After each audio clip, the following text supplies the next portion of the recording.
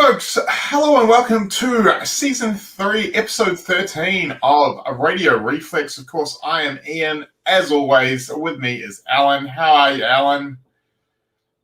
Oh, you're frozen. That is just terrible timing. What has happened here? All right. Let's see. Where'd you go? Where'd you go, Ian? You froze for a second there, Alan. Yeah. Well, no. You froze first, and then it went black. No blame on me there. I didn't freeze up, Ian. Well, You definitely froze up. Well, yeah. All right. Let's go back and do the intro again. Let's go back and do the intro. Well, let's start over. This episode is called 13 Unlucky for Some, so obviously it was unlucky for the start of this episode. I was going to say, we haven't had any technical difficulties in quite a while, so yeah. Good old-fashioned technical difficulties. You know, how we miss you. With that being said, I am going to be probably putting some cards up for sale on the trade groups in the next couple of days, trying to basically finance a better computer to start doing some more streaming and stuff. So keep an eye out for that if you want to help Radio Reflex get slightly better equipment and maybe pick up some good stuff as well. Yeah, so it has been an odd week since last time we have seen you guys. For those of you who don't know, here in Auckland at midnight on Sunday, Valentine's Day, we got put back into lockdown level 3 here in New Zealand, which meant basically most of the businesses, bar essential businesses, sort of shut down and people started working from home again. So that has put pay to a few things. Obviously, we haven't had a chance to play any Armory events or any in-store events this week because of the levels. We've just been told as of 4:30 this afternoon that we're going back to level 2. So it does mean we will be able to go back to some smaller gatherings, but there's going to be social distancing and distancing of tables and stuff in case. I do know Card Merchant is planning to have Armory tomorrow night, but under the stricter social distancing rules with a cap of 24 players. So if you are in the Auckland area and you are thinking of going to Card Merchant tomorrow, just be aware that it will be a slightly smaller event and that there is a cap of 24 players up tomorrow. Yeah, so with the lockdown, big welcome to Lucky Gaming TCG. Very nice of you to say we're your favorite podcast. I know it's just the funny accents, right? Being that Lucky TCG, I know, is over there in the States, so it's just obviously laughing at the way we say dick. Yeah, you mean my huge dick? Yeah. But your Blitz deck is very small, but my my classic constructed deck is huge. I think that's isn't that the joke? Yeah, something huge like that. Decks. Yeah. Actually, well, funny enough, mentioning Lucky TCG there. I do actually have a plug for Lucky TCG. I'm actually just going to quickly get his website up because I have totally forgotten what it is, and I'm not on my work computer. Maybe Lucky, could you just put up in the comments? Could you put up your website?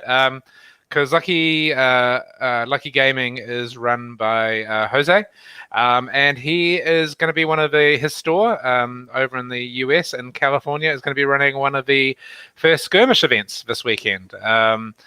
So that's one of the big announcements. Of course, the Skirmish season kicks off in a bunch of places, and would have been actually starting off in New Zealand as well. Let's go through all this. First of all, Lucky TCG, if you're in the California region, I suggest you reach out to him. They're doing an event. I think it'll be obviously Sunday New Zealand time, but Saturday over there. Or actually, am I getting my days and times wrong? But he's doing a really big event. He's putting up a booster box of Monarch First Edition, from them for a first place prize. I believe he's also brought on board a caster, so he's going to be doing some live commentary of the Blitz matches. If you can chuck that up, that'd be really good. But look out. Lucky TCG. Should be a great event. Of course, if you check the Fab website, there's a bunch. There are a bunch of skirmish events happening. Unfortunately, the first New Zealand one was going to be the Shadow Realm TCG skirmish event. That was going to be up in Whangarei. That's where Shadow Realm is based. So I do know a bunch of people were going to be traveling. Ian you were definitely planning on trying to get there. I was already definitely on board to go. So we are working with them to reschedule that event. I'm not sure of when the exact dates are. I've talked to Ethan or Eats from Shadow Realm. I messaged him about a date. Hopefully we'll get those confirmed because we definitely will. I will be driving. I'll have 2 spaces in my car. I don't know about Ian, but I'm willing to take a couple. Well, my car's not very big, but I'm willing to take a couple of people up because I'm looking forward. Often the Whangarei players come down for our events. I know people like Lynette have always come down for Radio Reflex events quite often. So I'm looking forward to actually heading to Whangarei and playing their events. It's going to be super cool. I'll get to play people that I haven't really played with. Yeah. So I was a bit gutted. I was looking forward to making a road trip up. It was going to be a little bit of a mission for me. I would have been that it's on a Sunday, so I was going to have to gap out a bit early from my job at the car fair on Sunday and drive the coffee van straight up. Yeah. And hope to make it there in time for round 1. So hopefully, with the reschedule, we can work it a little bit easier around a timetable that I can definitely make it for. I am hoping that Ethan will put it on a Saturday because originally this event that would have run this weekend was on Sunday. I'm hoping he can actually shift it to the future booking to a Saturday, just because it'd be quite nice to be able to drive down to Whangarei on a Saturday morning, come back on a Saturday, and then still have Sunday to either celebrate or lick my wounds. One of the other. So we'll see. They will post details. But otherwise, online skirmish events will be going around the world. This weekend. So try and check out your local store. And what we'll probably do next week is have a look at just how the meta is a bit, how it is around the world, on whether or not we are seeing a lot of just sort of copycat stuff from Auckland calling, or if other places around the world bring have some tech that they've been working on that they're ready to bust out at these events, because obviously there's some very cool prizes at these events. So I guess this is technically the last run of tournaments before Monarch gets released. So it's so if you've been holding off on any secret tech or a killer build, it is now or never to get it out in a pre-Monarch world. So that'll be very interesting. Yeah, well, pretty much we've had one format basically come into existence with Blitz, and basically Blitz was birthed into the post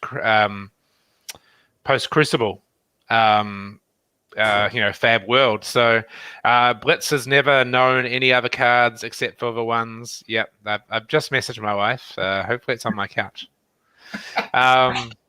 That shot of my daughter is quite old as well. Quite old now.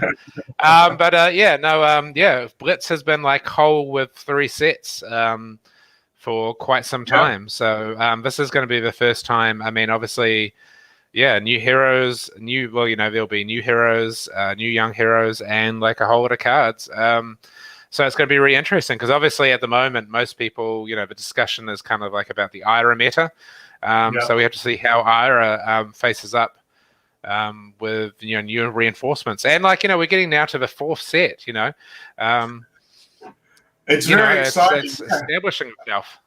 And effectively, it is a new point. Monarch is really Crew sort of finished off the arc the Ark Welcome to Wraith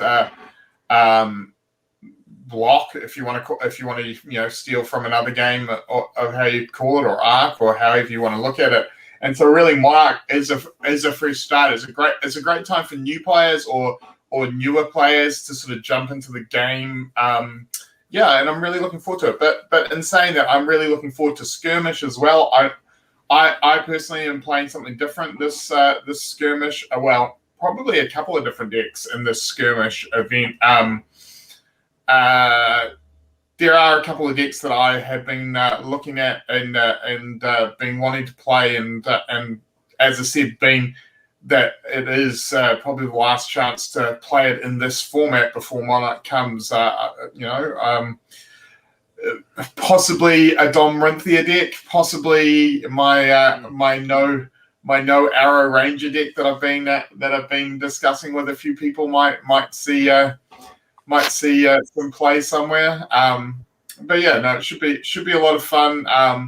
I think obviously I think we will see a lot of wizards. I think we'll see a lot of Iras. I think Dorinthia in that third spot, that it's going to be an interesting spot to see if she's still the third most played character, because obviously I think there's, just this week there's been a couple of, we've seen Fab TCG themselves put out Jason Chung's profile on OTK Vis, as well as Carol doing his Channel Fireball report on OTK Vis. So possibly if you're thinking of you're going to end up in a heavy Ira meta, that we might start seeing a bit more of Viserai. Yeah, well, it depends. It really depends if people want to metagame or if they actually want to just, much like Lucky Gaming TCG here, if they just want to bring what they want to play. The Auckland scene is super competitive. I totally understand your love for a class there, Lucky Gaming. Of course, I play Brute. The nice thing is that if you are a Ninja fan, you have three options. I still think Benji has got a lot of untapped potential in the current meta. Obviously, Ira is super consistent, and Katsu as well is probably the most underplayed, like, good deck that's been underplayed. There's obviously some decks that aren't getting played just because they're not very good or they're hard to get put together. When you just hard to have, like a Shiana. Not everyone has a value to it, but I definitely think Katsu has been a character that people have really sort of the draw of the consistency of Ira has probably drawn focus away from Katsu. Although as we saw in the road to nationals last year, Katsu in Classic Constructed, it was an absolute beast, and I think he hasn't been fully looked at by a lot of people in the Blitz format. No, very few people. I think only one person played him at the Mighty Ape Blitz event, which was actually Paul Gumbley from Card Merchant. He's a kind of a newer player to Fab. I believe he was playing Katsu, but yeah, it's just. The big difference is just it's a reason why Dash is so good and popular, because they both Dash and Ira have an ability that just does what it's going to do every turn without fail. Not that Dash does it every turn, but Dash does something, and it's done. Ira has something you just know. As long as you're going to have two attacks, you're going to get that. You're going to get that +1. So that's the beauty of those decks. It's just super obvious. It's just super reliable. You're going to get that. Whereas, Katsu requires, some decision chains. First of all, you have to make sure the deck is fully, popped out of the right chains. The advantage of Ira is it has like a whole different mix of cards. It's not trying to, pull off the whole surging strike chain.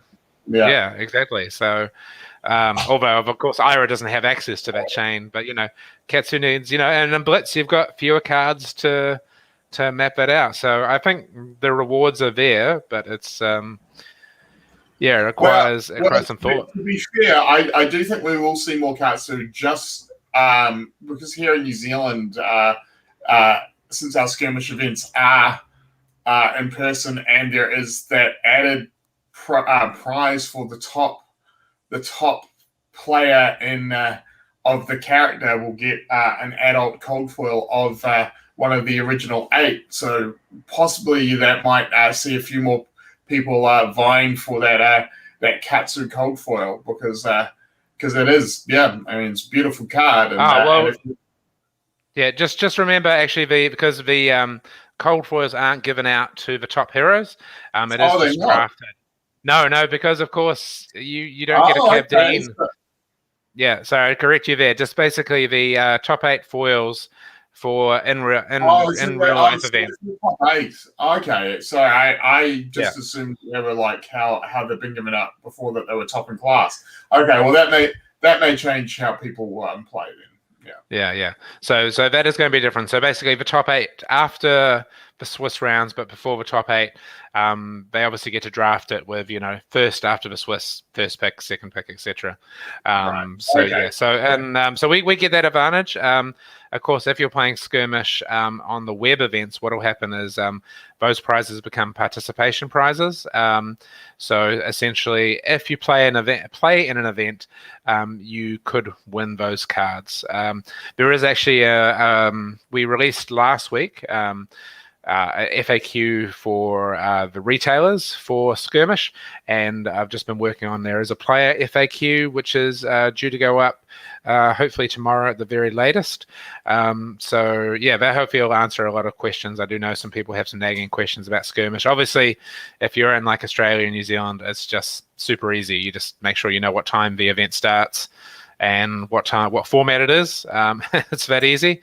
But if you're playing the online events, you need to make sure that you're signed up, when the online event is starting, and that you're obviously set up for some webcam play. But we'll be releasing FAQ about that.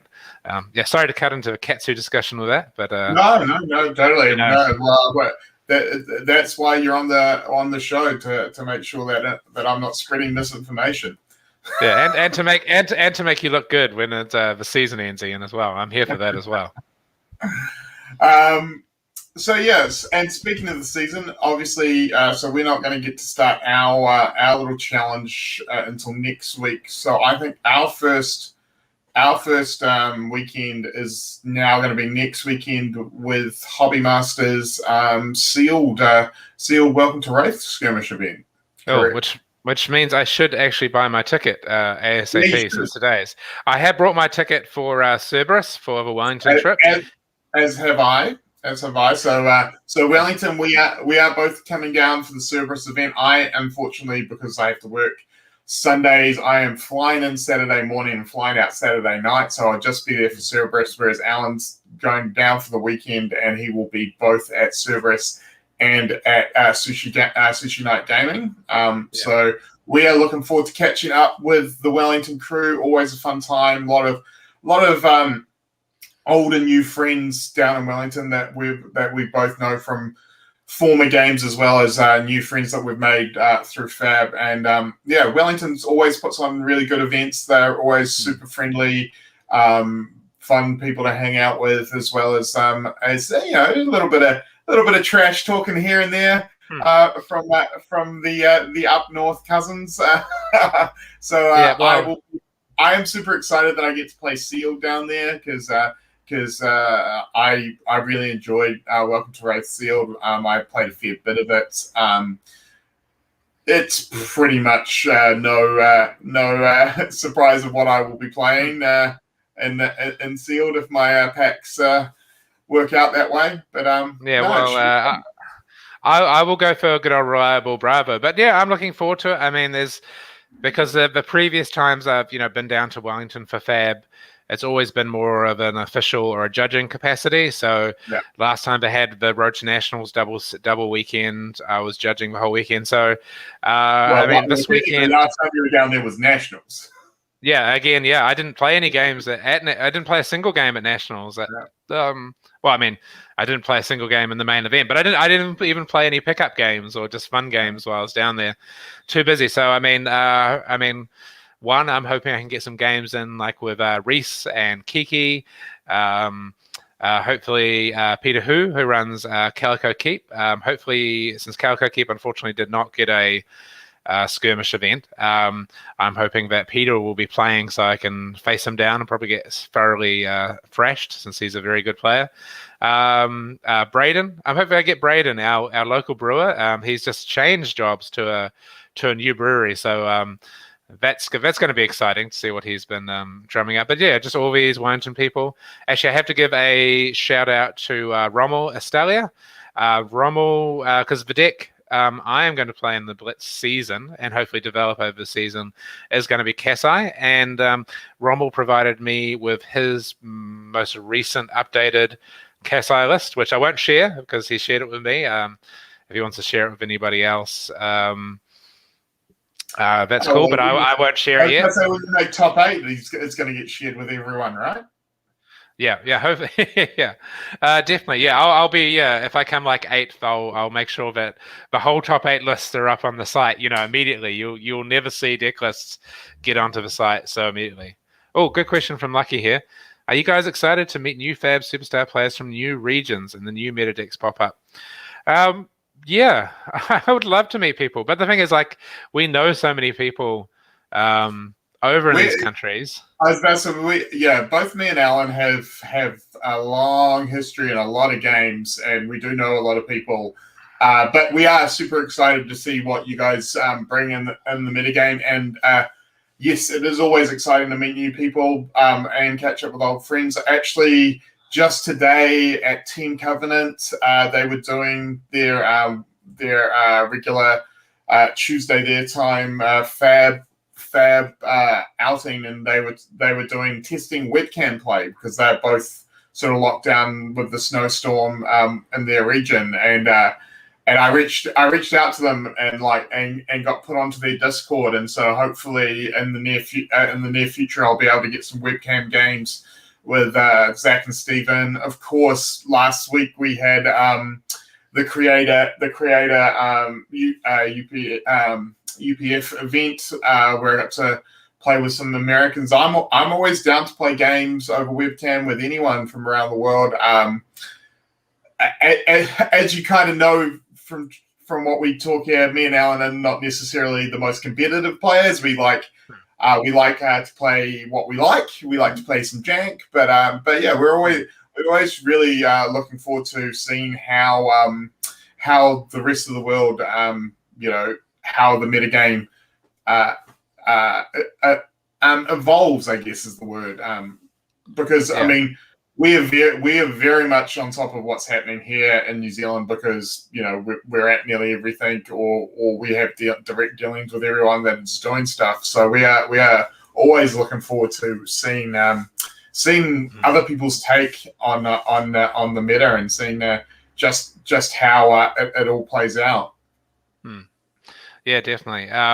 Just be curious because obviously our calling probably has definitely, obviously set up some expectations for players around the world. So obviously hoping a lot of those players decide to buck the trend.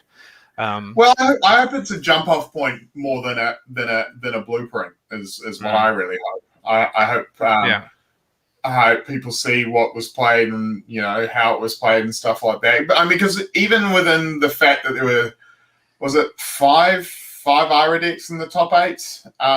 6 Ira decks in the top 8, was it? 6 Ira, 1 Dorinthia, 1 Kano. Yeah. But even then, bar Matt and Jacob running the exact same list. The lists for the Ira decks in the top 8 were different. So there's definitely room for people to put their own flair and their own take on things, and so we look forward to seeing what people come up with and how it affects the metagame. I mean, one of the nice things for people from around the world is that if you're in a metagame where you think people are going to copy the Auckland calling, then you know exactly what they're playing. So it's a really good thing to come up with how you think you'd take on some of those players.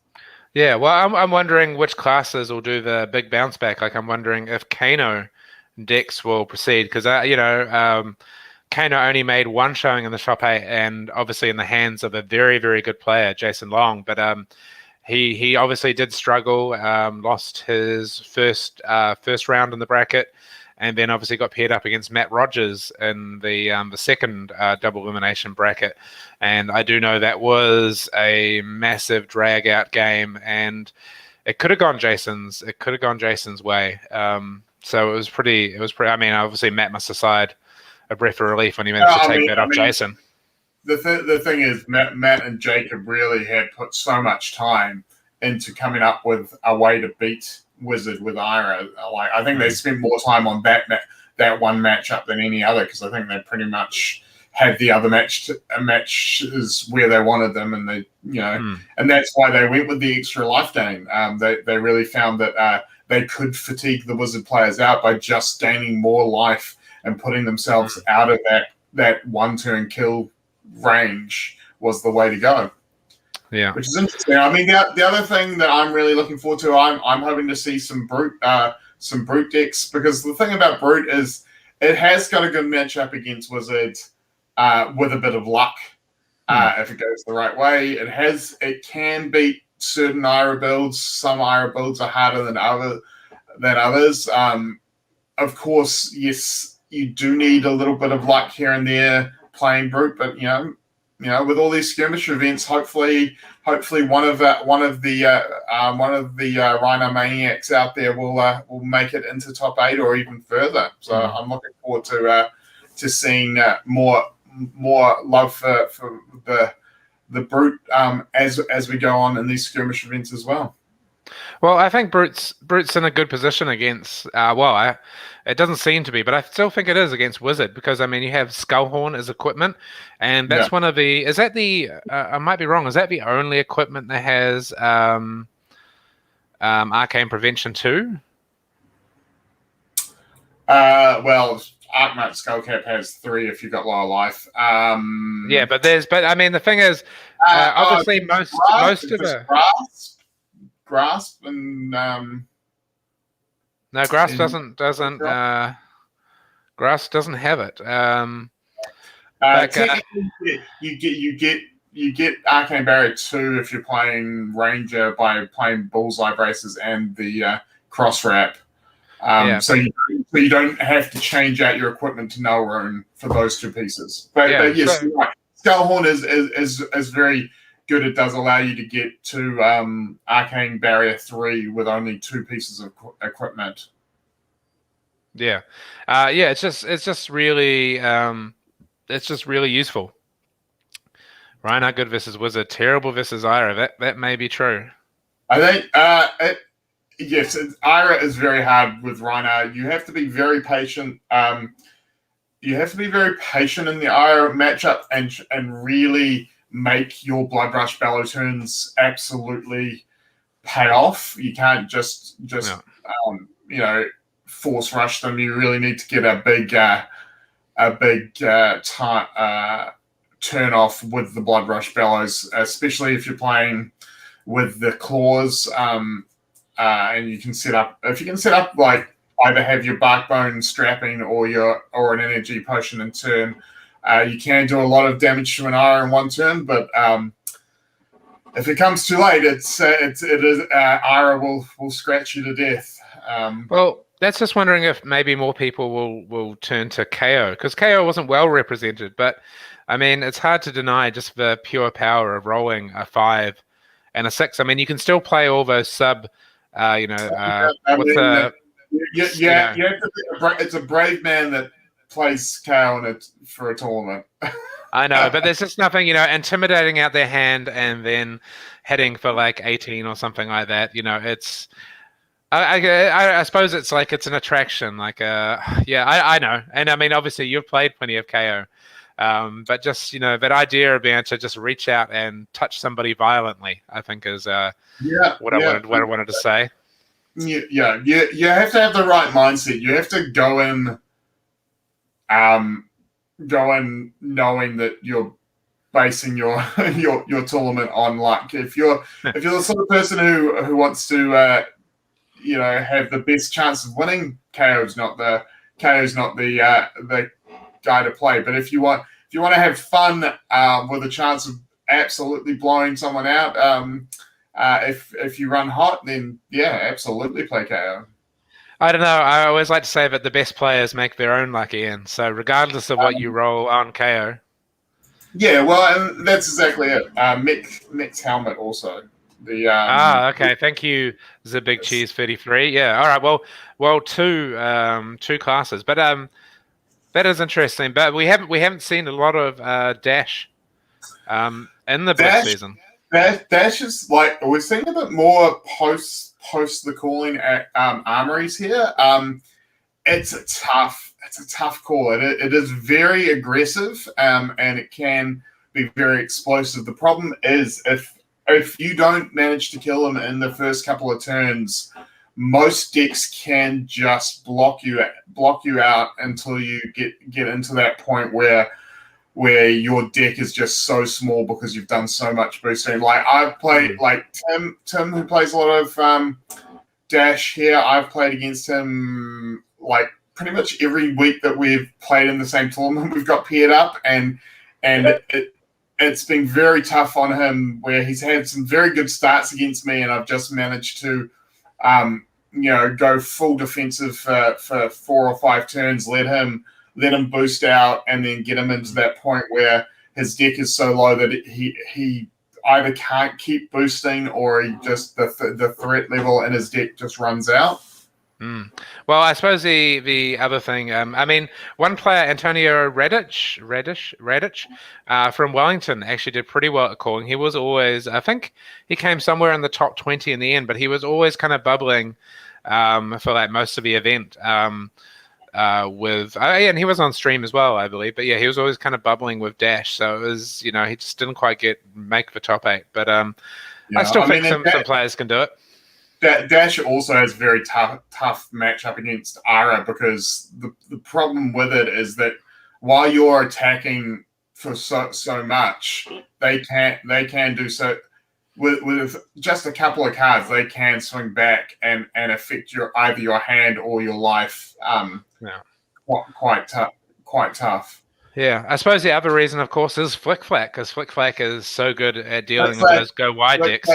Absolutely. It's the nightmare. Like the two nightmares for mechanologist players is Flick Flack, and also Brute's Intimidate is really tough for them as well. Yeah, it's just you just don't have that bigger attacks.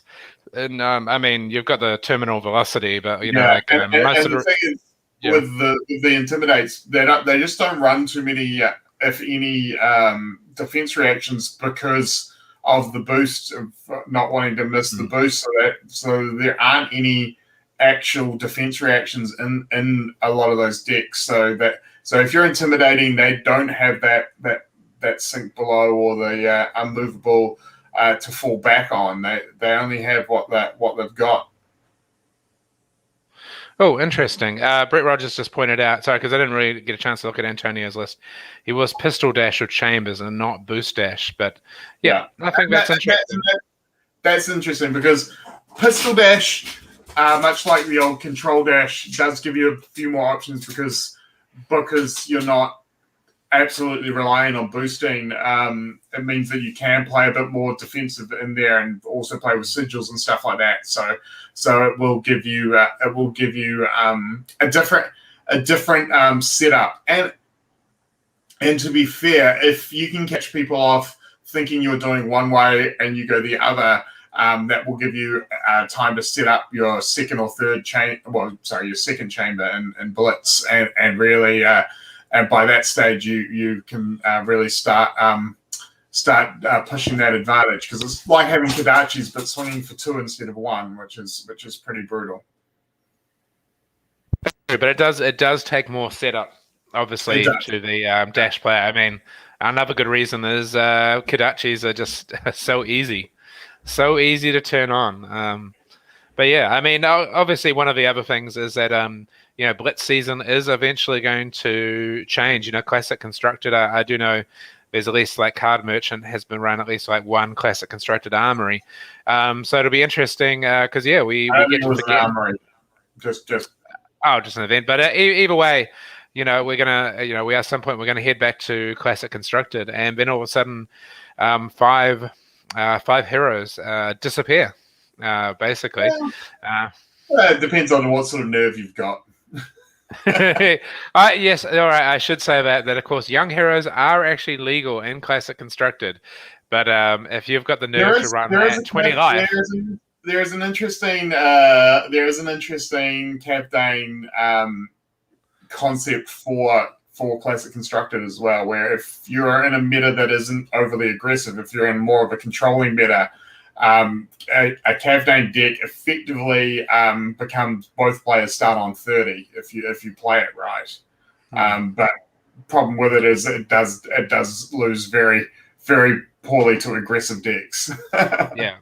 As I found out, I think Cavdane's my UPF guy, but he won't be my classic Blitz or Classic Constructed guy for some time. We'll have to see more cards for Merchant before I'll revisit that. But I'm definitely looking forward to playing him in some multiplayer action. That's my biggest wish at the moment, is to get an event. So we'll be sorting that hopefully kind of soon. But yeah, I suppose that puts a bit of an end on Skirmish at the moment. I mean, hopefully we'll see some deck lists out over the weekend. Hopefully like Jose, Lucky Gaming. We'll have some top 8 lists for us to peruse. I mean, I know most stores will want to have those lists up if they're collecting them. Obviously, like the Hobby Master one deck list won't be so important because it's sealed. But still, I'll still be curious to see after all these years now, years since Welcome to Wraith was put out. What will be? Pardon? I said technically that is correct. It is 2 calendar years since it came out. Yeah, so I'm curious to see what the top 8 after the sealed looks like. Because obviously Guardian was a pretty popular choice. I think Wizard maybe played a bit more as well. Now people have got more of a actual no Wizard because there's no Arcane, Rising sealed. Sorry, Ninja is what I was meaning to say. I think Ninja might be played a bit more because people have got a bit more of a working knowledge of how to build a Ninja deck. Because it was very much the one that people sort of stepped away from initially because people are like, oh, if I don't get the combo lines, it's just no good. Whereas, there's definitely, like, from what we've seen in the Blitz season, if you get, you may not get the combo lines, but if you get 4 or 5 flick flacks, all of a sudden you've got quite a great Ninja Turtle deck. It's a vibe. Well, I think it's.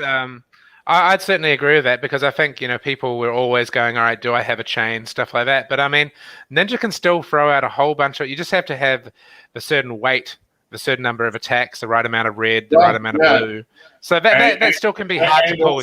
Also, there is the fatigue strategy in Ninja. That as I said, if you're lucky enough to get flick flacks, sink belows, and unmovables, all of a sudden you play 40 cards over someone else's 30 card sealed deck. All of a sudden, you can just block out and scratch away with that Kadachi and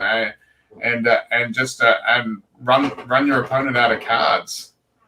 Question is, can you beat the master of cycling his deck? Can you beat Bravo? Is the question. It's a big hammer. But yeah, I'm looking forward to Bravo. But I mean, we'll see. I mean, I feel like that Bravo is just like is a fallback. Certainly, if I don't see a good deck in the other 3 classes, you always know that you can make like a half decent deck out of Bravo. Well, just as long as you've got a reasonable amount of blue. As long as you got blue, right?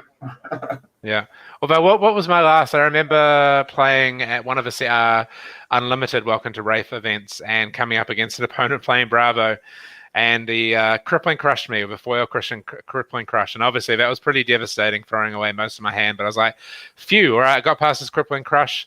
I'm not dead. All right, let's keep on gaming. And then of course he hit me with a non-foil crippling crush. We joked with the opponent. I was like, really, dude? Come on. That's not cool. That's as no, who would say? As Carlito would say, that's not cool. But I had to hand it to him. To double crippling crush. So yeah, let's hope I can get a doubling crippling crush in every blue card that I need to power that deck. So yeah, fingers crossed. Alrighty. Well, I think that's all we've got to talk about today. Did you have anything lined up for Kurt's Corner? No. I mean, I just besides maybe talking about the NXT takeover that happened in the weekend, which I was home for, obviously in the lockdown. But another great 5-star NXT takeover. So good. They're doing great work with the takeovers. Yeah, well, I thought it was the best takeover in ages because that last event they did, the New Year's Evil, was pretty pants. But this one had some big matches, some drama. What didn't it have? Yeah. I mean, I was especially happy to see my girl Dakota Kai winning her first her first accolade really in NXT with her and Gonzalez winning the Women's Dusty Cup Invitational, which does give them a title shot against Shayna Baszler and Nia Jax, which hopefully they won't just sort of throw away, and they hopefully will build that up because, to be fair, there is a lot of history there between Dakota Kai and Shayna Baszler, and I think it would be, there's a lot of really good stuff that you can build on to make that a really exciting match. Well, it has a good history, but it's kind of interesting because I assume, because I haven't watched SmackDown recently, that Nia and Shayna are still heels. They're still heels. Yeah, absolutely. So technically, it would be heel versus heel. But I mean, I think if they decide to put them up to the main roster. I was about to say yes and no. It is heel versus heel, but at the same time, it's an us versus them. Yeah. So depending on which show it's on, if Shayna and Nia come back down to NXT for the defense, I feel like that gives Dakota and Raquel the home field advantage, and they probably effectively by being the home team become the faces for the evening. Yeah, no, I think it'd be pretty cool, and I think it might be an interesting way to putting them up onto the main roster as well, because like the women's tag team division needs some fresh blood. So I mean they're excellent. I mean I'm pretty sure it was you that told me, and I think it is very, very, very apt. I didn't think of it, but you mentioned to me that people were kind of comparing Raquel and Dakota to Shawn Michaels and Diesel. Yeah. Obviously, Raquel Gonzalez is much more talented than Kevin Nash. And it's great. Yeah, I just love them. They're both so talented. It feels like they're a great team together, and they don't have a lot of weaknesses. They complement each other. Yeah. And it's just really good. And yeah, they haven't been broken apart. The only other thing is that it is confirmed they'll be going for the women's titles, because the only thing I thought was that what if NXT has their own women's tag team division? No, I don't think they're going to do that. I don't think they're going to put women's tag team titles in NXT because they don't have a 3-hour show, basically. I think maybe if they had a 3-hour show, they could have another title, but that's sort of the time and space on weekly TV is at a premium as it is. Whereas also the whole idea of the women's tag team belts were basically whoever holds them brings them to their show while they do go across all 3 shows. So basically, if Dakota and Raquel win, they effectively become the women's tag team champions, and the championships come to NXT. So then you have them probably defending against some NXT people, and then in the major pay-per-views they'll either go against a Raw or a SmackDown team. So the other problem, of course, is NXT's women's division is great, but their women's tag team division doesn't have enough depth, because you've obviously got Dakota and Raquel. I don't think there's enough teams to to make it strong. I actually think the Dusty Classic showed that you legitimately have some very interesting teams because you got Chauncey and Ember, great team. You've got obviously the Way and Candice LeRae and Indy Hartwell. Yeah. And also the American the people you can't remember. Yeah, the Ninja Warrior girl, Kanzaro, and her tag team partner were very much looking at being their tag team. So okay, unfortunately, I rate the rest of the tag teams a lot lower than you. I mean, obviously. Oh, sorry, I keep on kicking. I'm sitting on the floor. I love the Way. I'm a big fan of the Way. So yeah, I'm all over Indy and Candice. And as much as I'm not huge fans of Chauncey Ember, I think Chauncey hasn't got the moveset to be a solo competitor. I think she's actually needs a little bit longer to really become a star, and I think actually putting her with Ember is going to help her out a lot. Oh yeah, that's good. I just think there's 3 of those teams which are really good. Because I don't rate American Ninja Warrior Star and I do not rate them at all. I do not like them at all. But I just feel like it needs to have 4 strong teams. They were sadly a little bit similar to Ember Moon and Chauncey, really. Yeah, and I don't know. It's not their fault. They haven't been developed enough where I give a damn. Maybe that'll change. Partly to do with, it's whether or not NXT wants to develop a tag team division or not. Yeah. But I think the real big thing, two cool things of the night was, of course, the appearance of LA Knight, who I'm a big fan of from both Impact. I've forgotten his Impact name, and also he unfortunately he was with NWA, and NWA Power was a really interesting show, but because it hasn't been able to be on, a lot of the people have jumped ship, unfortunately, and he is the latest one. But I was really good because he's a great mic man. He actually was with NXT.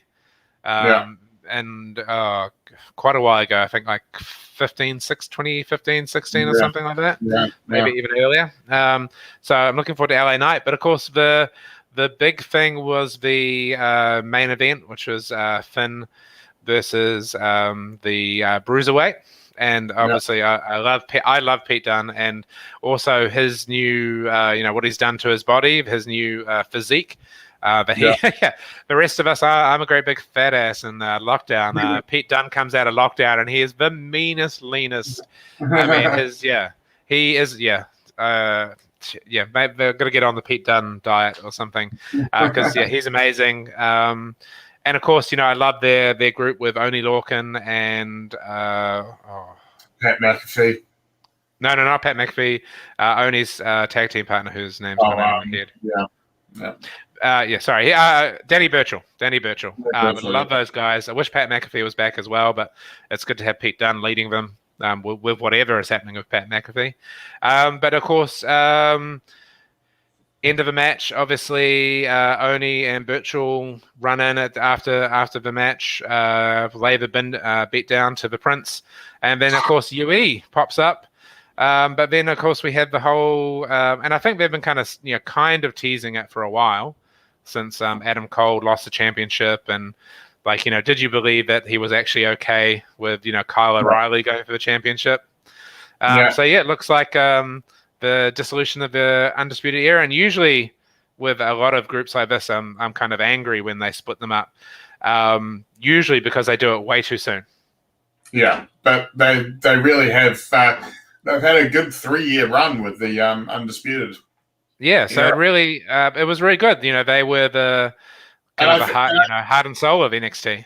And I feel like the obvious end of this feud will be one, if not multiple of them getting moved up to the main roster, and the other ones sort of staying where they are. So yeah, I mean, it's interesting. I mean, I think everyone's been expecting Adam Cole to be put up to the main roster for almost a year and a half now. So I think this is probably going to be his NXT swan song, and he gets to go out, in a feud with his former faction mates, which I think will be really good. Because I mean, if O'Reilly and Balor, anything to go by, those two matches were intense, and I can't wait to see O'Reilly versus Cole.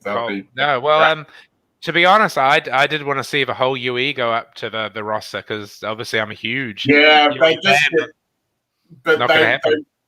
If they took the whole UE up, they just get they'd just be Retribution, right? They get a 3-week. No, the UE could never be Retribution. And anyway, I like Retribution.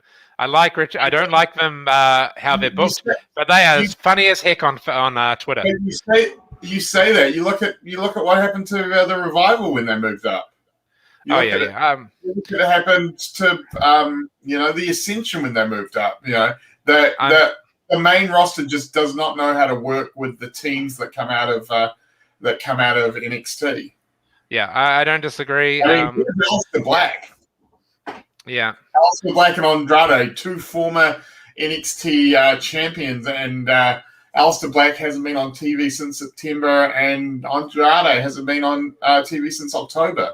Maybe he's dating Charlotte Flair, so I'm the eternal optimist. One day they'll get it right. But the best thing about it was the whole setup, done at the end. Particularly I liked it at the end. You had Cole super kick both Balor and Kyle O'Reilly. And, obviously they kicked by, Balor first, and then Riley in that exchange words, super kicks Kyle O'Reilly. Then, you've got those men down on the ground. You've got Cole walking off, and Roderick Strong's he's at the ropes, and he's like, what am I doing? And, of course, one of the things is that makes this a little bit easier, of course, is Bobby Fish must be out on injury. Really like Bobby Fish, but he does seem to take a few injuries. So he's an additional. Well, it was good to have that three-way between the three guys, because 4 is a little awkward. Yeah. The Bobby Fish, whatever's going to happen to his story is obviously, when he comes back and goes, what the fuck's happening, guys? Who's he going to side with, basically? Yeah. Bobby's like, I left the UE and you guys are fine. I come back and it's all fucked. What's going on? What's going on, people? But then again, it's funny, Kyle O'Reilly and back in the Ring of Honor days, Kyle O'Reilly and Adam Cole had huge feuds as well, and then when they came to NXT, they were the Ring of Honor team, basically, when they came to NXT. So, great storytelling, and the fact that it's taken 3 years. I love the prophecy of gold, but they had taken 3 years. This is a real payoff. This is New Japan level of, well, not quite New Japan, because New Japan level of storytelling sometimes is glacial. It always pays off, but it is glacial. This is built up. I'm happy to see a team break up, because it's developed, and it makes sense. And it was some really good drama. So well done. Obviously, there's a lot of other matches on NXT. The takeover, Io Shirai defending again, so dominant. So it was great pay-per-view. So if you haven't watched it, suggest you watch it on the network, or find it somewhere else. Exactly. Yeah. Alrighty. Well, I think that is us for today. Thanks for everyone who stayed with us, and we will catch you next week. As we said, we'll be taking a bit of a dive into the top 8 from the skirmish events from around the world, and getting ready for our first one here in Auckland. Well, fingers crossed that I think nothing changes between now and then. So until then, stay safe, be kind, and wash your damn hands.